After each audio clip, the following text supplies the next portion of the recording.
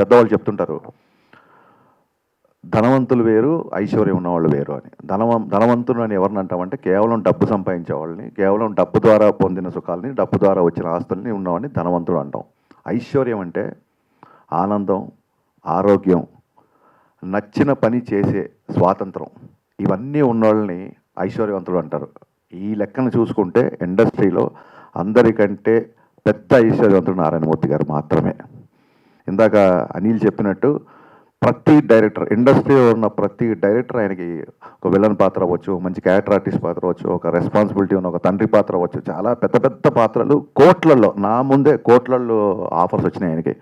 కానీ ఆయన ఏ రోజు డబ్బుకి పడిపోలేదు, ఏ రోజు ఏ ఆఫర్ని ఆయన ఒప్పుకోలేదు. మీకు అందరూ బయట చెప్తుంటారు కదా, ఇండస్ట్రీ అంటేనే డబ్బుమయం, డబ్బు దగ్గర ఎవరైనా పెద్ద రెమ్యునరేషన్ ఆఫర్ చేస్తే ఎవరైనా సరే ఏదైనా ఒప్పేసుకుంటారు అన్న టైప్లో మాట్లాడుతుంటారు అందరూ. డబ్బుతో కొనలేని వ్యక్తి ఎవరైనా ఉన్నారు ఇండస్ట్రీలో అంటే అది నారాయణమూర్తి గారు మాత్రమే. ఖచ్చితంగా నేను చెప్పగలను.